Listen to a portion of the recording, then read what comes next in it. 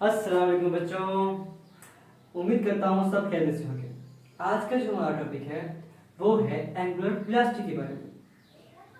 बच्चों, angular velocity जिस तरह से वेलोसिटी होती है इस तरह से एंगुलर वेलोसिटी होती है, लेकिन एंगुलर का मतलब आ गया है मतलब सर्कल की वेलोसिटी। ठीक है बच्चों, जहां पर लफ्ज एंगुलर हो वो होता है सर्कल की वेलोसिटी। जब एक जिसम सर्कल में घूम कर रहा हो उस घूमते हुए जिस्म की वेलोसिटी को एंगुलर वेलोसिटी कहते हैं। The time rate of change of angular displacement is called angular velocity.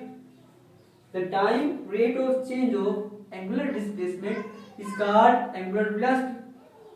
कि एंगुलर डिस्प्लेसमेंट में जो तब्दीली आती है टाइम के लिहाज से उसको एंगुलर वेलोसिटी कहते हैं। ठीक है बच्चों, इसका फार्मूला है, इसको हम बच्चों रिप्रेजेंट करते हैं किससे, ओमेगा से।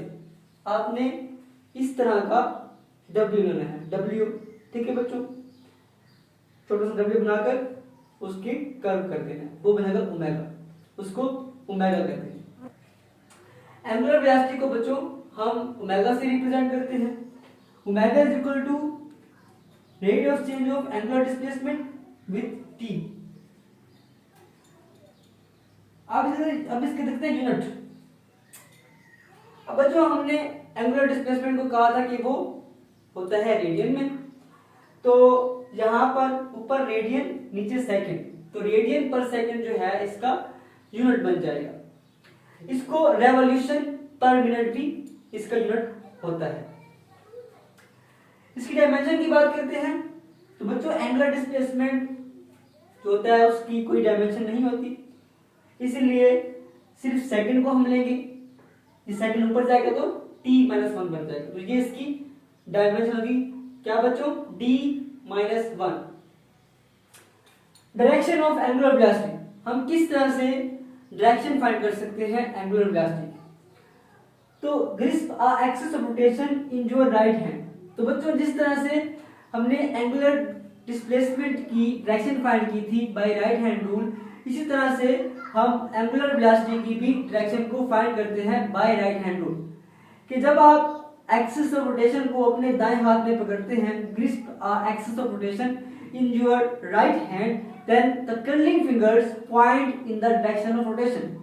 जो कर्लिंग फिंगर्स हैं वो पॉइंट करेंगी डायरेक्शन ऑफ रोटेशन को, जबकि जो थंब होगा वो इंडिकेट करेगा डायरेक्शन ऑफ एंगुलर वेलोसिटी को। अब बच्चों एक